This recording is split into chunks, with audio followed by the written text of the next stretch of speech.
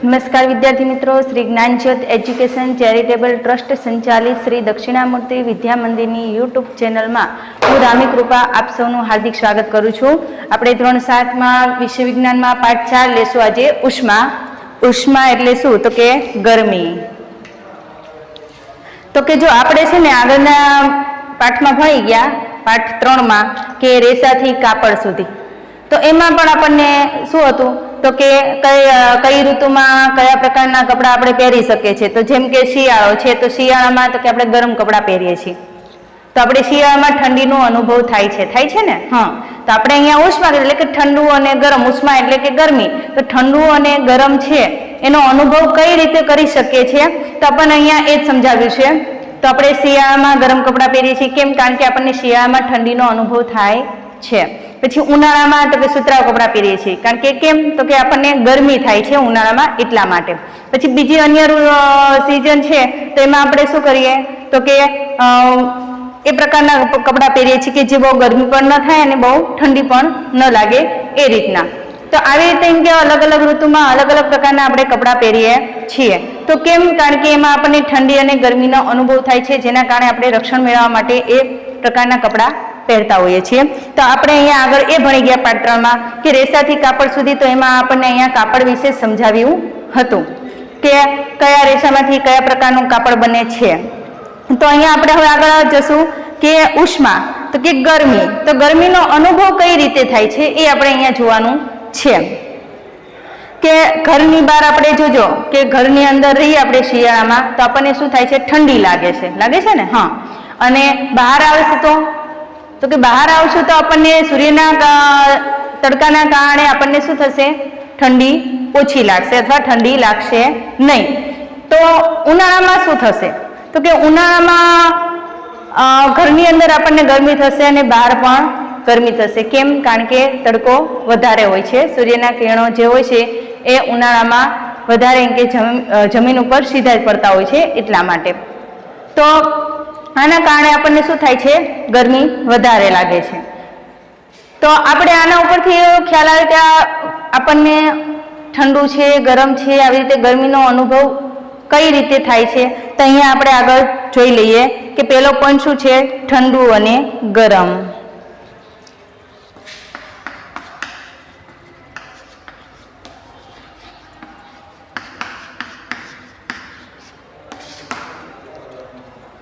ठंडू अने गरम।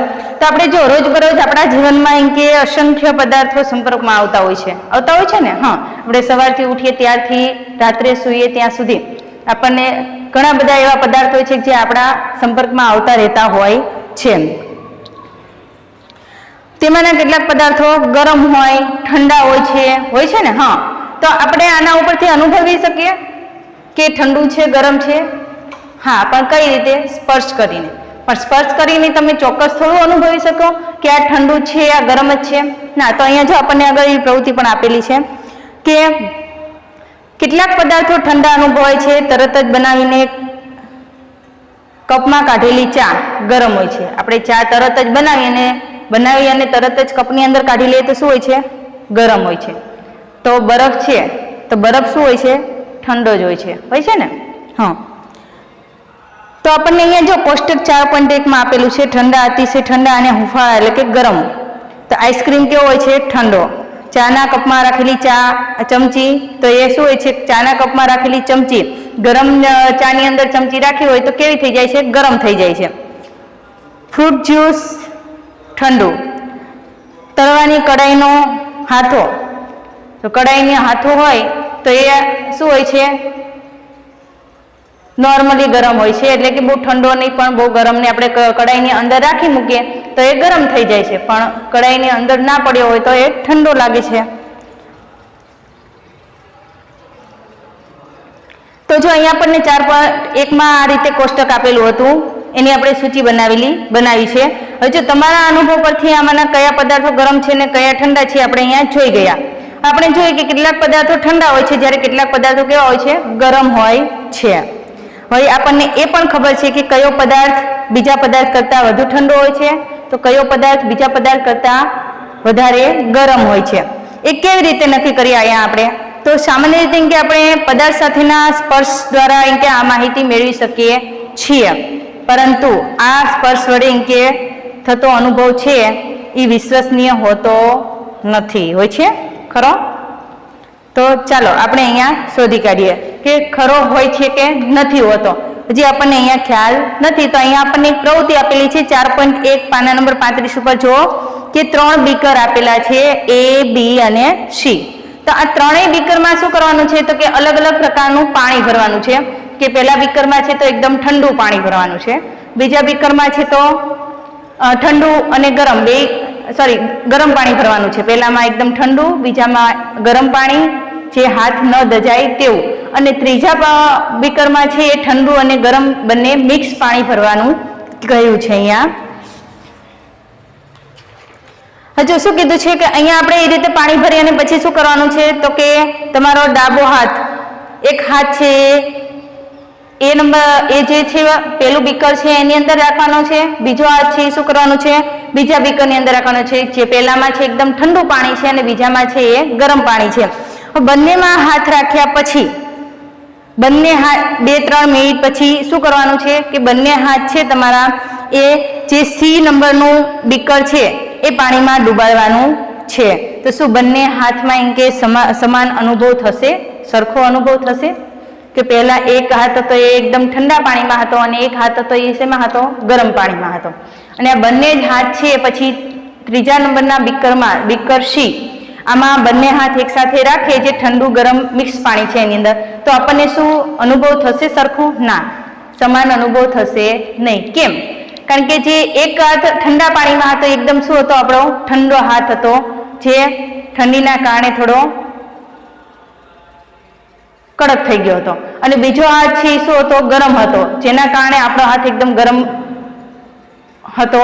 જે બંને હાથ આપણે બીકર C માં નાખીએ તો શું થશે? તો કે જે ઠંડો હાથ છે એકદમ એમાં એમ કે ગરમીનો અનુભવ જલ્દીથી થશે નહીં, પણ જે ગરમ પાણીમાં હાથ હતો એમાં તરત જ ગરમ પાણીનો અનુભવ થશે.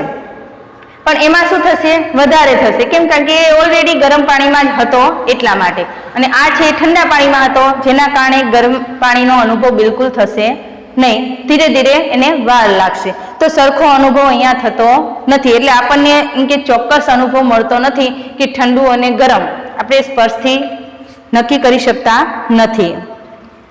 જો અહીંયા કે કેટલાક પદાર્થો છે ગરમ કે ઠંડા છે તે આપણે કેવી રીતે શોધી શકીએ? તો પદાર્થના ગરમ કે ઠંડા હોવાનું પ્રમાણભૂત માપન શું કે છે? તાપમાન તરીકે ઓળખાય છે.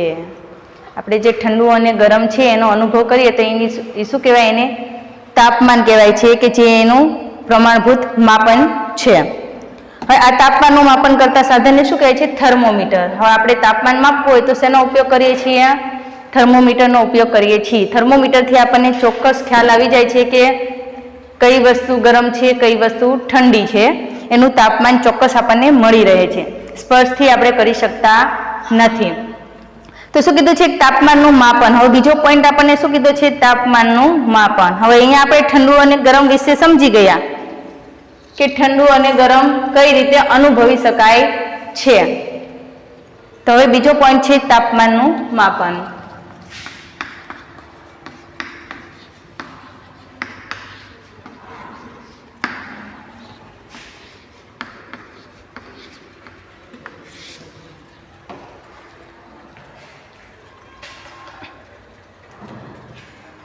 હજુ આપણે થર્મોમીટર જોયું હશે, જોયું છે ને? ડૉક્ટર પાસે હોય છે, જે મનુષ્યના બીમાર છે એના શરીરનું તાપમાન માપવા માટે ઉપયોગમાં લેવાય છે. તો એવી જ રીતે ગરમ અને ઠંડાનું તાપમાન પણ માપી શકાય છે.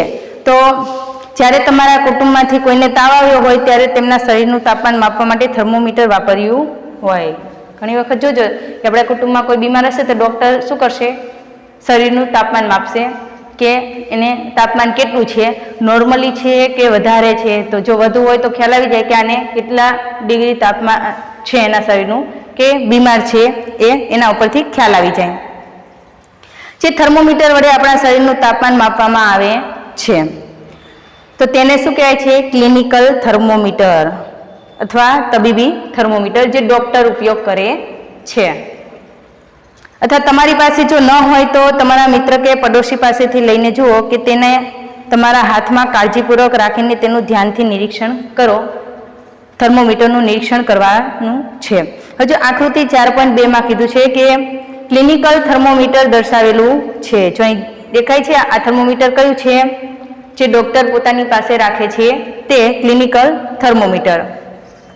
સમાન જાડાઈવાળી પાતળી સાંકડી કાચની નળીના એક છેડા પર નળીને અંદરના ભાગે ફૂલેલી બલ્બ જેવી રચના હોય છે. થર્મોમીટરમાં શું હોય છે? છેડે કે ફૂલેલી બલ્બ જેવી રચના. આ બલ્બમાં મર્ક્યુરી એટલે કે પારો ભરેલો હોય છે. શું ભરેલું હોય છે? પારો. બલ્બની બહારના ભાગમાં મર્ક્યુરીના પાતળો દોરા જેવો ભાગ દેખાય છે. બહારના ભાગમાં શું હોય છે? દોરા જેવો સીધી લીટીનો ભાગ. જો તમને મર્ક્યુરીનો દોરો ન દેખાય તો થર્મોમીટરને બંને હાથમાં પકડીને ધીરે ધીરે દેખાય નહીં ત્યાં સુધી સહેજ ગોળ ગોળ ફેરવો. વળી થર્મોમીટરની સપાટી પરનું અંકન પણ સ્પષ્ટ નજરે પડશે. અંદર ઉપર જે થર્મોમીટર ઉપર લખેલું હોય એ પણ આપણને ચોખ્ખું દેખાય છે. આ અંકન સેલ્સિયસ માપક્રમમાં હોય છે જે અંશ સેલ્સિયસ વડે દર્શાવાય છે. જો થર્મોમીટરને આપણે તાપમાન દર્શાવવું હોય તો કઈ રીતે દર્શાવે છે? અંશ સેલ્સિયસ વડે. ક્લિનિકલ થર્મોમીટર 35 અંશ સેલ્સિયસ થી 42 અંશ સેલ્સિયસ સુધીનું તાપમાન માપી શકે છે. જો કેટલું તાપમાન માપી શકે છે? 35 અંશ સેલ્સિયસ થી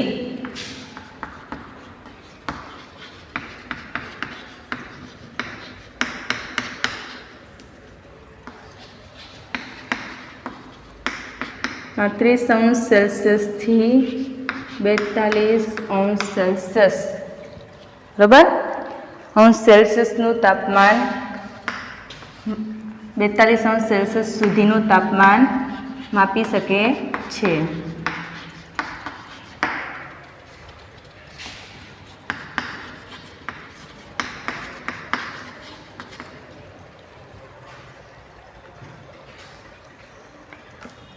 આ હતું ડોક્ટરનું ક્લિનિકલ થર્મોમીટર, તબીબી થર્મોમીટર.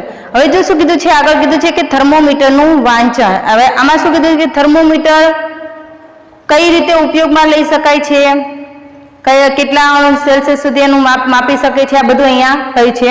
કે જો થર્મોમીટરના માપક્રમનું વાંચન કઈ રીતે કરવું, કે સૌ પ્રથમ પાસે આવેલા બે મોટા અંક. હવે થર્મોમીટર આપણને તો જોતા ન આવડે, ડોક્ટરને આવડતું હોય કે કઈ રીતે એને જોઈ શકાય અથવા એનું માપન કાઢી શકાય. તો અહીંયા કીધું છે આપણને કઈ રીતે કરી શકાય, તો કે બે મોટા અંક વચ્ચે તાપમાનનો તફાવત કેટલો છે તે નોંધી લેવાનો. વળી તેમની વચ્ચેના ભાગમાં કુલ કેટલા વિભાગો છે કે નાના અંક વડે દર્શાવેલા હોય તેની પણ નોંધ કરવાની છે.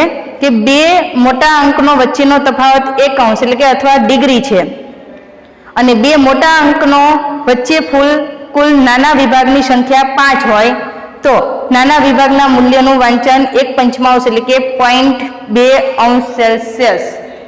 કેટલું હોય? 0.2 અંશ સેલ્સિયસ આટલું હોય છે.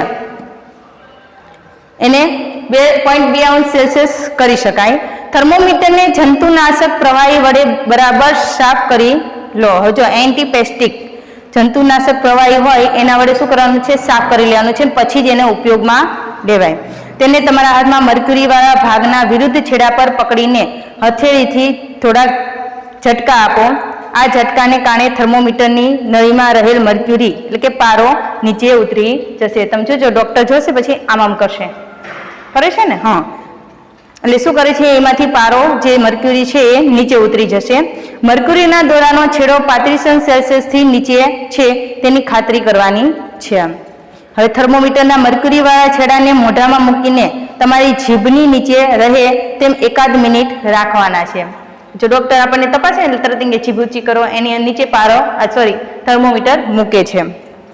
ત્યારબાદ તેને બહાર કાઢીને સ્કેલ પરનું તાપમાન વાંચો. જે એની અંદર ઉપર અંક લખેલા હોય છે એ સ્કેલ ઉપરનું તાપમાન વાંચવાનું છે. આ થયું અંશ સેલ્સિયસ એકમમાં તમારા શરીરનું તાપમાન. શેમાં થયું? અંશ સેલ્સિયસ એકમમાં, બરાબર?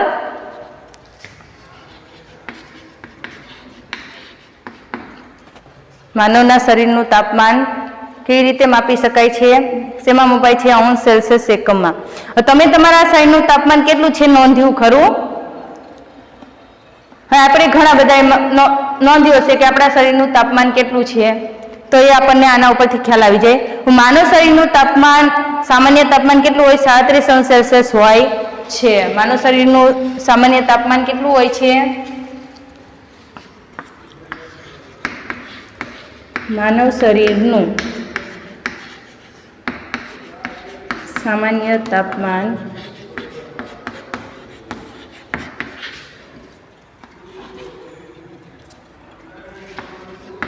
37 અંશ સેલ્સિયસ હોય છે. બરાબર?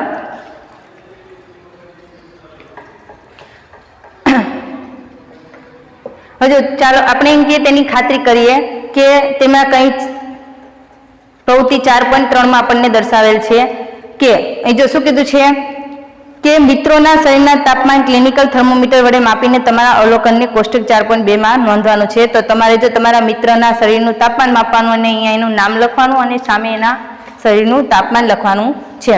શું દરેક વ્યક્તિના શરીરનું તાપમાન બરાબર 37 અંશ સેલ્સિયસ જેટલું છે ખરું? દરેક વ્યક્તિના શરીરનું તાપમાન બરાબર 37 અંશ સેલ્સિયસ ન હોઈ શકે. જો દરેકનું એક સરખું ન હોઈ શકે, કોઈનું વધુ હોય કે કોઈનું થોડું ઓછું પણ હોય. હજુ શરીરનું તાપમાન 37 અંશ સેલ્સિયસ કરતાં સહેજ વધુ કે સહેજ ઓછું પણ હોય, વાસ્તવમાં જેને આપણે શરીરનું સામાન્ય તાપમાન કહીએ છીએ. ઘણી મોટી સંખ્યાના તંદુરસ્ત વ્યક્તિઓના શરીરના તાપમાનનું સરેરાશ મૂલ્ય છે ક્લિનિકલ. હજુ શું કહે છે? તંદુરસ્ત વ્યક્તિઓ એના શરીરનું તાપમાન 37 અંશ સેલ્સિયસ હોય જ. ક્લિનિકલ થર્મોમીટરની રચના માત્ર માનવ શરીરના તાપમાનના માપન માટે જ કરેલી છે.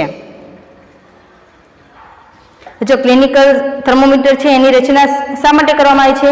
કે ફક્ત માનવ શરીર છે એનું તાપમાન માપી શકાય એટલા માટે જ.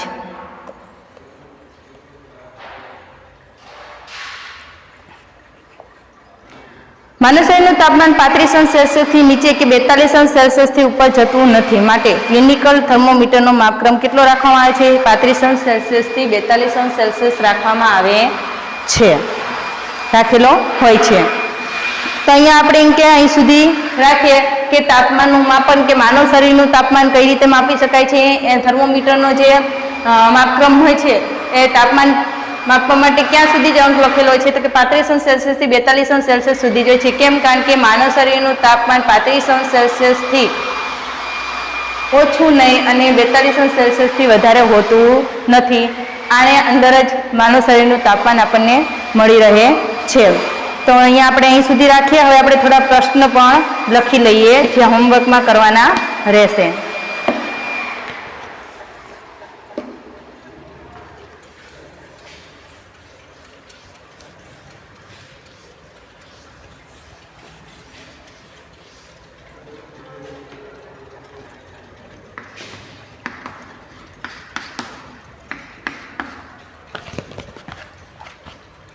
પહેલો પ્રશ્ન છે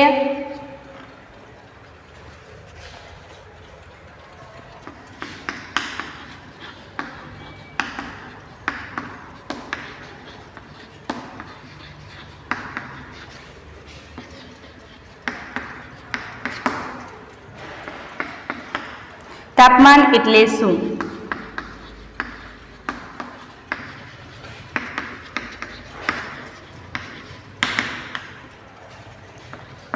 તેને માપવા માટે વપરાતા સાધનને શું કહે છે?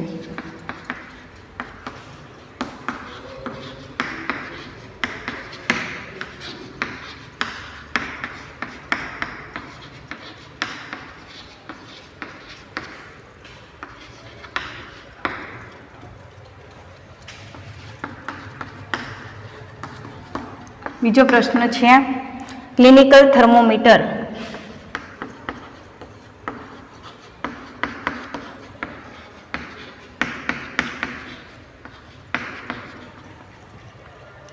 અથવા તબીબી થર્મોમીટર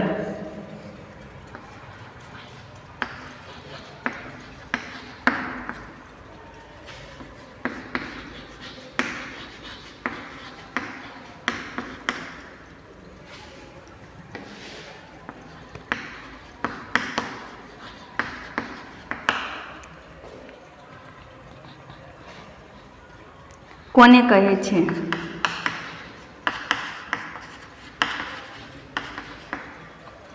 ત્રીજો પ્રશ્ન છે, થર્મોમીટર કોને કહે છે?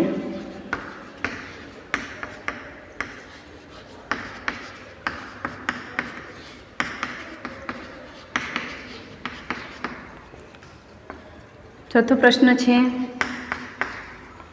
પદાર્થના ગરમ કે ઠંડા હોવાનું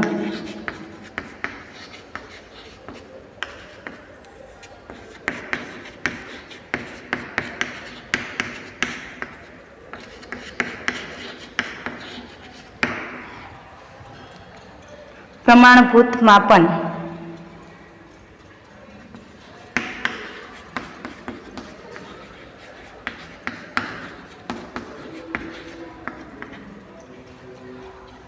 શેના તરીકે ઓળખાય છે?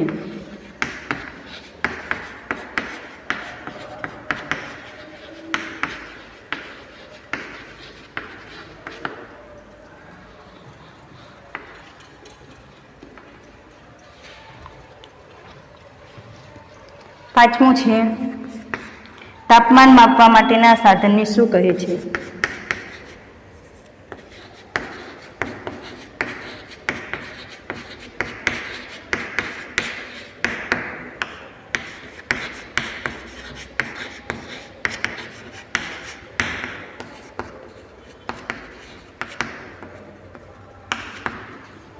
છઠ્ઠું છે, તાપમાન માપવાનો એકમ કયો છે?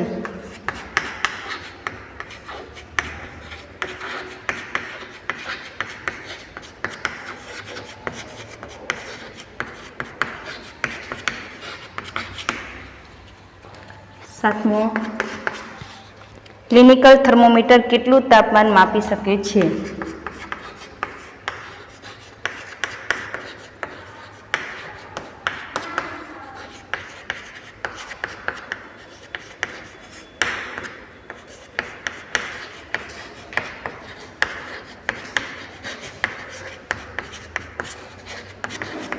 ક્લિનિકલ થર્મોમીટર કેટલું તાપમાન માપી શકે છે? હવે છેલ્લો છે, આઠમો પ્રશ્ન, સેલ્સિયસ માપક્રમને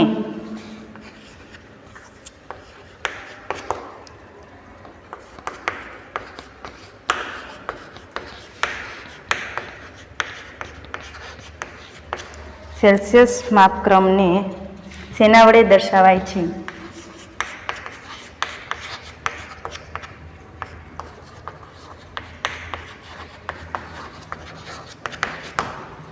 આ તમારે પ્રશ્ન 8 પ્રશ્ન છે એ 2 વાર નોટબુકમાં લખવાના છે.